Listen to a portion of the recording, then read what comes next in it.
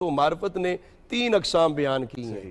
ایک ہے اللہ تعالیٰ کی اطاعت، عبادت اور بندگی کرنے میں کوئی رکاوٹ آتی ہے، مشکلات آتی ہے، اس میں صبر کرنا ہے۔ روزے میں ہم صبر کرتے ہیں۔ ہاں، وہ کوئی بھی صبر، روزہ بھی صبر ہے، نماز پڑھتے وقت بھی بندے کو مشکلات پیش آ سکتی ہیں، سردی کا موسم ہے، پانی کے ساتھ وضو کرنا پڑ گیا، ویسے بھی گرم بستر چھوڑ کے جانا پڑ گیا، یا اس کے علاوہ کہیں دور جا کر وضو کرنا پڑ گیا، کوئی بھی دقت اور مشقت تو بنتی ہے۔